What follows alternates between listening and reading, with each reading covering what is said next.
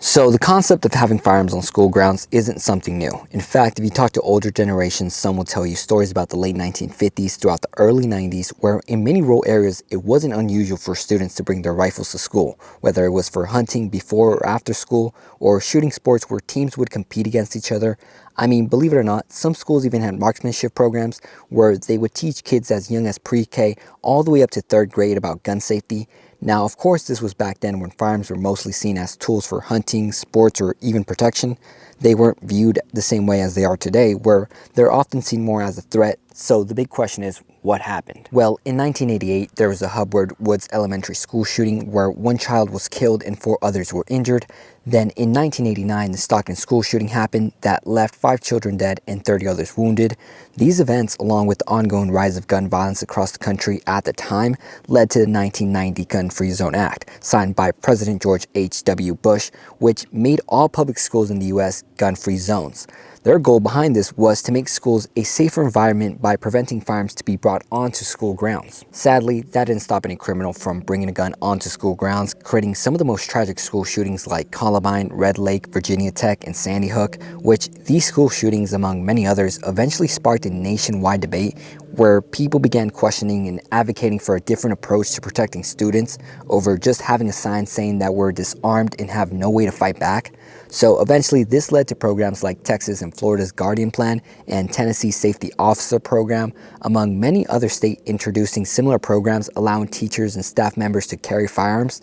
Now, here we are in 2024, and at the time of recording this video, there are 33 states in the US currently allowing teachers and staff members to carry firearms on school grounds, which of course has sparked a significant controversy over the years, with teachers, parents, and online influencers raising various concerns about the idea of arming teachers, which I'll be addressing some of those concerns in today's video and hopefully helping some people understand the often missed context behind these claims. So starting off with safety, there are a couple of concerns people often bring up. One of the most common one I hear is, what if a student gains access to the weapon or tries to take it from a teacher?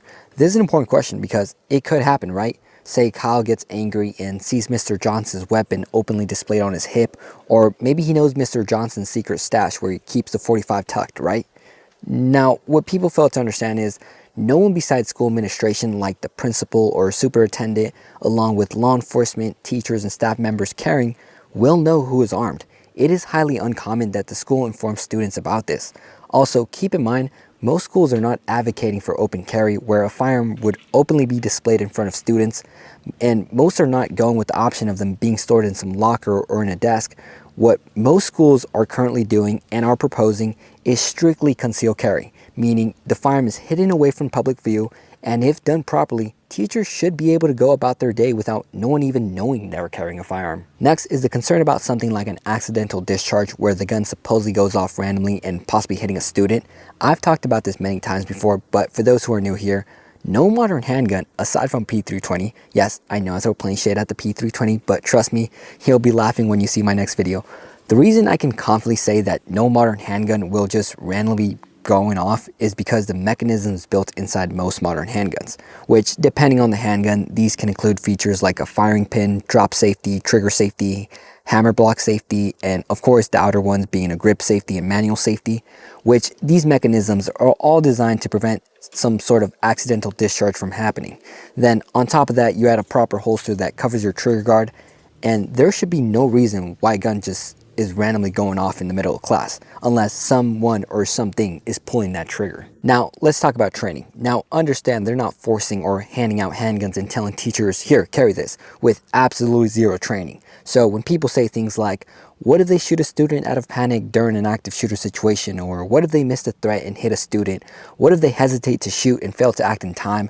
What if the teacher mistakes a non-threatening situation like a student knocking on the door and the kid gets lit up? Which, I'll be honest, that last one's a good one. So this is where training is really important. That's why most states currently require up to 40 hours of training where they're being taught how to respond and make critical decisions based on the situation in hand.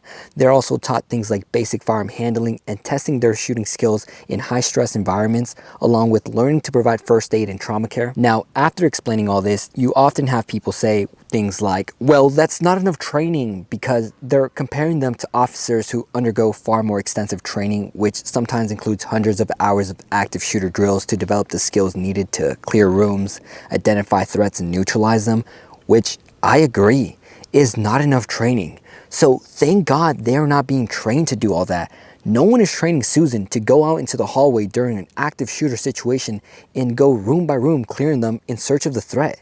No, what they are simply being trained to do during a lockdown is to immediately, like any other active shooter lockdown, is to instruct the students to move away from the windows and any doors into a corner where they would remain silent as the teacher is securing the room by locking the door, closing the windows, turning off the lights, and from there, depending on the school and how they were trained, will either find a spot where they have eyes on the door or go in front of the students and from there act as the first line of defense.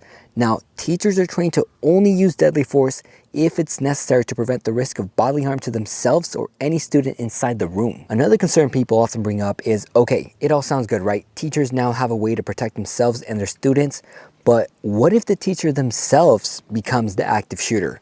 Which I think at this point people are just reaching because, again, they're not just letting anyone carry a firearm on school grounds. The same way I hope schools are not just hiring anyone off the streets to work with children. So of course they would go through a background check along with some mental health evaluation to ensure that they're mentally stable and are capable of making sound decisions.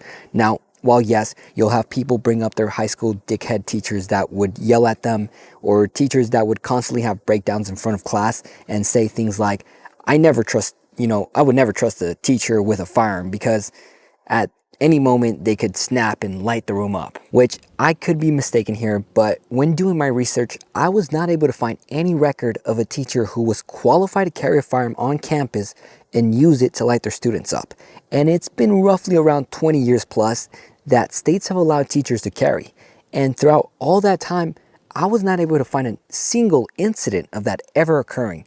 But like I said, I could be wrong. And if anyone knows of an incident like this in the US, feel free to DM me because as of right now, there's not one I could find. Okay, so the last concern I want to address is about how all this is going to make teachers and students feel knowing that some of their teachers could be armed.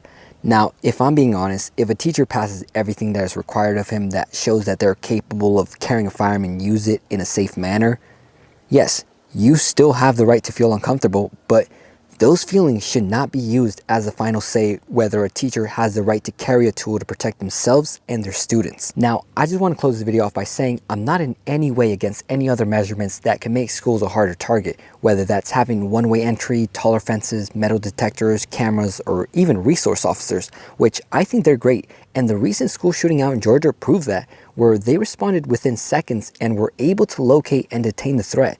But as we saw, weren't able to act immediately, which ultimately resulted in the tragic loss of 4 lives, which is the whole point and the importance of this video. And it's the idea of having as many qualified people on campus equipped with the right tools who they themselves can now act immediately as a first responder in order to protect themselves and most importantly their students in situations where every second and every minute truly matters. That's all I gotta say. Hope you guys enjoyed today's video. If you did, make sure to like, subscribe. Also, if you want to check out some of the drills I train as a civilian who carries, make sure to check out my Instagram at Shadow the Wicked. Also, if you want to get in contact with me, that's a great place. But other than that, hope you guys have a good weekend. Stay safe and God bless.